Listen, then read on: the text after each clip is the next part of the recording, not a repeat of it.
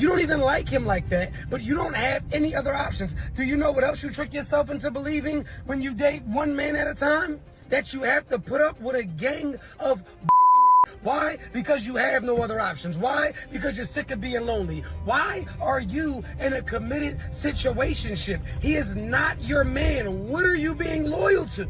We've come to the conclusion that most have double-digit IQ, lack comprehension skills, lack critical thinking skills, literally are overgrown, petulant children. And regardless of their education, their background, their race, where they're from, a lot of them tend to be idiots, okay? But that is one of the biggest distinctions and differences between men versus Someone sent me this clip right here, and this was too crazy. And given the fact that we're covering being a simp today, this kind of fits perfectly with the topic at hand. If you guys don't want to end up like Akash, or what I like to call him, Akash ATM, right?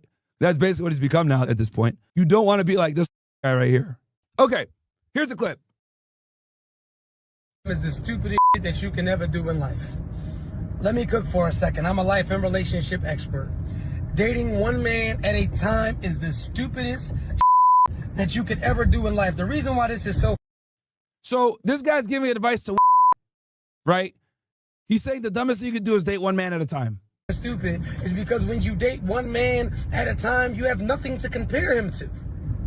You have nothing to compare him to. Do you know what else you trick yourself into believing when you date one man at a time? You trick yourself into believing that you like him more than you actually do.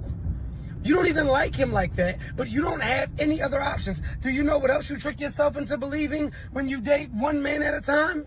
That you have to put up with a gang of Why? Because you have no other options. Why? Because you're sick of being lonely. Why are you in a committed situationship? He is not your man. What are you being loyal to?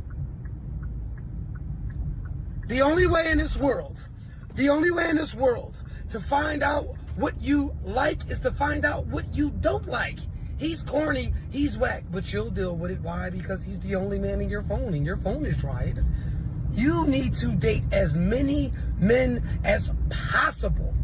And then you start what's called a process of elimination. Listen to me, sis. These men manipulate you. Well, I can't take a woman serious that dates multiple men. Get your weak out of here. Click the link in the bio and book your session today. One man at a time.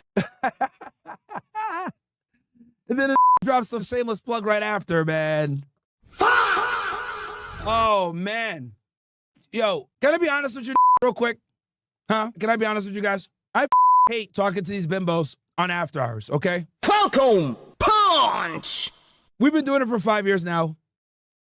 We've come to the conclusion that most have double-digit IQ, lack comprehension skills, lack critical thinking skills, literally are overgrown, petulant children. And regardless of their education, their background, their race, where they're from, a lot of them tend to be idiots, okay? And when I say that they're idiots when it comes to being an attractive partner for a man, okay? They have no problem with being hot and getting a man, but they have a serious problem with retaining a man. And every time I'm like, man, this shit, I'm tired of these 304s. I see a video like this that reminds me, oh, shit, I can never stop.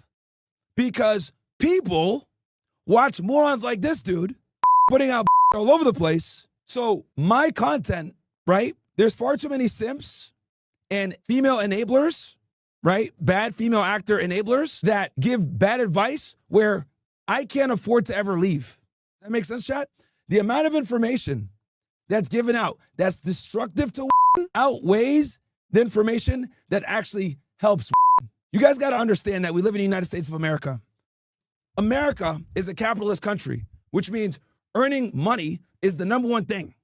Okay? Free markets, trade, all the If your goal is to make money as a coach, right? Or to make yourself as marketable as possible, right? You're going to have a more lukewarm take on relationships, male and female intersexual dynamics. You're going to give a more middle of the road approach. Why? Because when you give a middle of the road approach, what ends up happening is you're able to appeal to people that are more conservative, people that are also progressive. And by doing this, you're effectively able to double your base, which creates more income. Okay? This is precisely why anus and reach aka Sodom and Gomorrah, aka Apples and Peaches, aka the two Fruity Loops from Canada. When they give their reaction videos, they give a very centrist approach, despite the fact that both of them are flaming liberals. And there's a meticulous financial strategy behind that. When you pivot too hard to one side, what ends up happening is you ostracize half of your potential audience.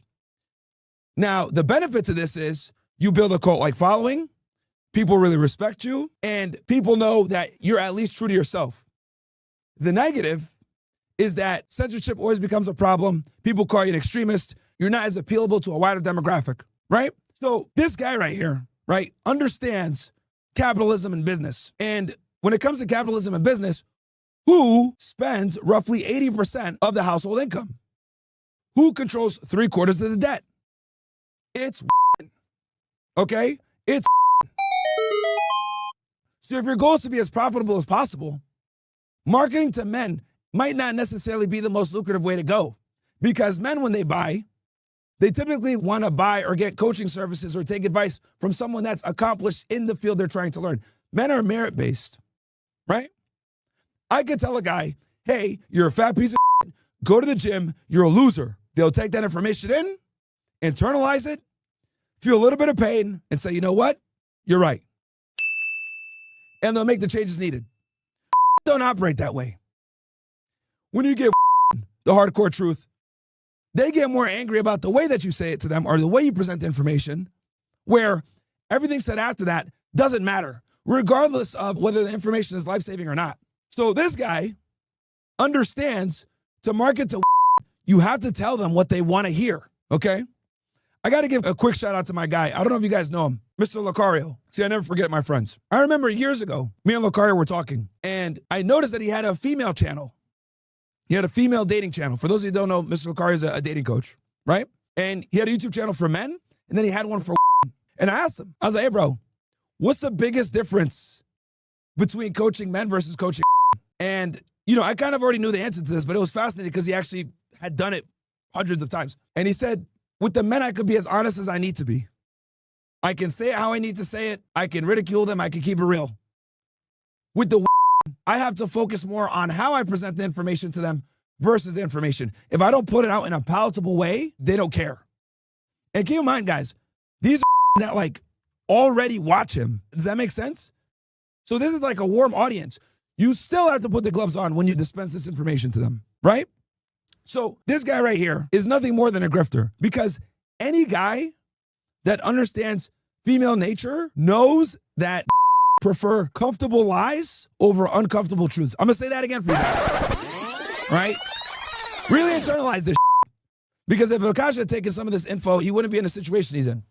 Prefer comforting lies over uncomfortable truth. This is why Derek Jackson, Dr. Phil, Simp Harvey, all these, the biggest people in relationship coaching, Dr. Oz, all these guys, they give a very female-centered approach to dating. You guys notice that?